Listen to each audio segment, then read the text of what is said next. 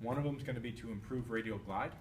In the notes, it's anterior glide of the radius, but really it can improve radial glide in all directions, even though we're pushing the radius anteriorly. And then the other one is really just taking the elbow and just distracting it like we would any other joint. So go ahead and let's sit down right here. You can give me the other elbow if you want. First, the arcata Froget. Here's brachioradialis. This is actually, this is the other thing I saw. Pronation and supination is not this.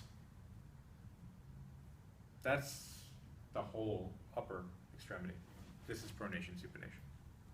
Internal, external of rotation of the shoulder is not this. It's this. If you're going to be doing motion, isolate it to the joint. Because if I say, oh, I just want you to turn your palm up, turn your palm down, I could do that all with my shoulder and not at all with my wrist or elbow. And if you ask me to turn my shoulder in and out, I could do that all with my forearm and not at all with my shoulder. Don't ever do it like that. This is anatomical position for the upper extremity here. This is anatomical position for the body. When we're talking about upper extremity, it's here. So supination, pronation, internal, external rotation, down. Or up here, that's fine too. Just make sure you isolate the shoulder. So arcata Froget. Lateral condyle. Hold your hand up like that. There we go. Right here. Push up a little bit harder. See this bulge? Climber, he's ripped. This is called the wad of 3. It's mostly brachioradialis, but it's also extensor carpi radialis brevis and longus. That wad of muscle, go ahead and relax. I'm going to find the radial head right here, and I'm going to slide the tip of my thumb underneath that wad of 3 and a little bit distal to it, right in there.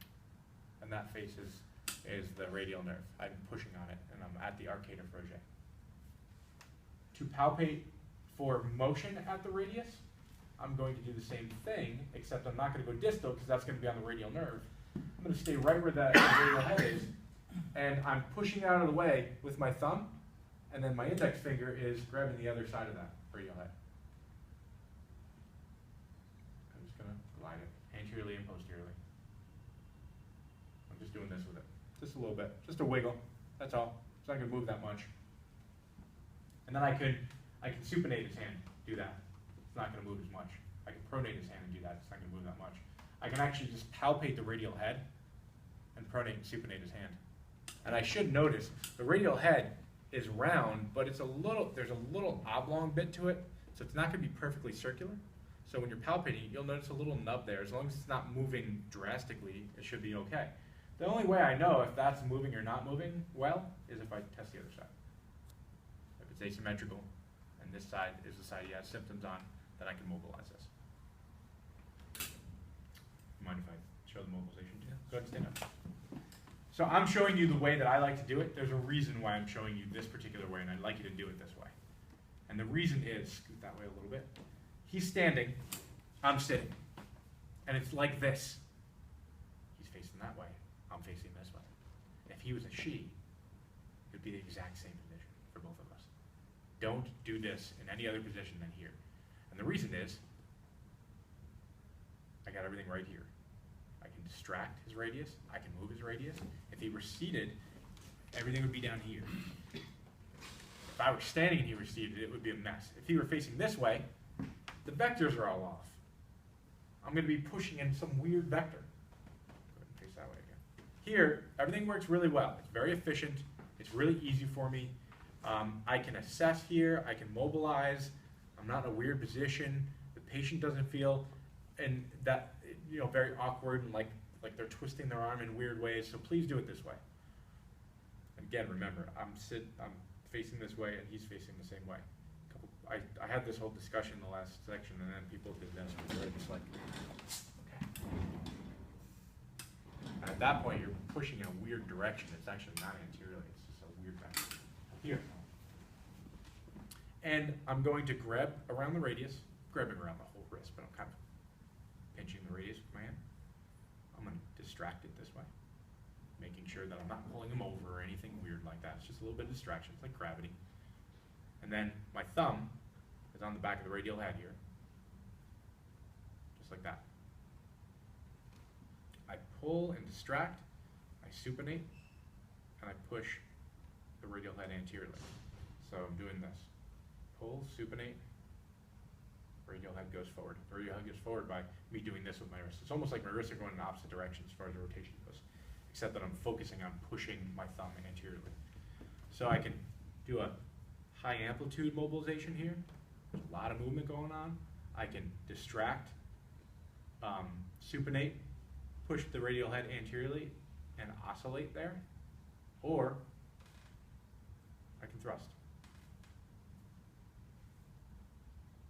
What I'm actually doing is I'm thrusting the radial head anteriorly. I'm not hyperextending his elbow. There's a little hyperextension happening just because of the mechanics of this, but my goal isn't to hyperextend his elbow.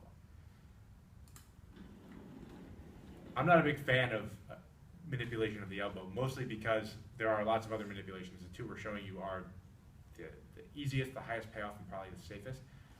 I'm not going to do this to you, so don't worry about it. Anytime you see a chiropractor with, if you have elbow pain, seeing the chiropractor, especially if they pride themselves as doing extremity adjustments, they'll just adjust the crap out of your elbow. And one of the adjustments is like this. I'm not going to do it, don't worry. But bam, just full hyperextension. And you just get a disgusting pop, and it actually hurts. And I'm like, that's good.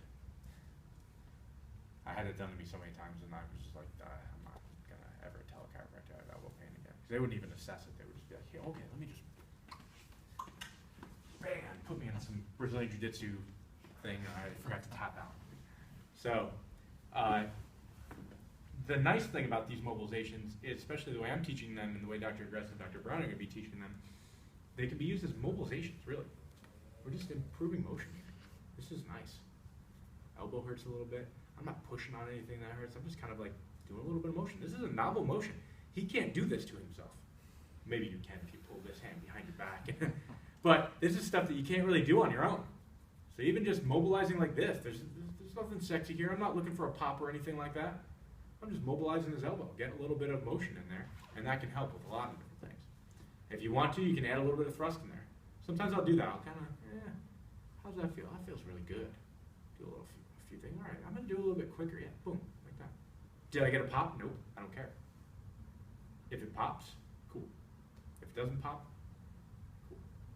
We're not looking for that. So that's it's anterior glide of the radial head, but really think about it as just improving radial glide at all. Somebody falls on an outstretched hand and they got elbow pain and you've screened them for fracture, you don't think there's a fracture, or maybe they had x-rays and there's no fracture there. They came to see you like 3 weeks after they went to the emergency room and all that stuff. This would be a great thing to do if they have elbow pain. This tends to work. So then the other manipulation that we're going to do, go ahead and line your back. There are two different ways to do that. I showed in the other section the way I used to do it and the way it used to be in the notes with the patient seated. I actually like this way better with the patient supine. And the problem with the patient seated was they really have to be seated in a way where their arm is on the table and the table's in their armpit. So in this lab environment, we have to have your partner seated like this, and that just wasn't comfortable. So supine actually works a little bit better. And this is the elbow gapping, and you're just scooping. So I'm taking my hands like this, either fingers interlaced like that or over top, and I'm taking my thumbs and my fifth digits and my hypothenar eminence, and I'm scooping them into the antecubital fossa of the elbow and then pulling back to distract. And then you can do mobilization or thrust. If you're going to do a thrust, this isn't in the notes, but take this hand, put it behind the back of your neck like that.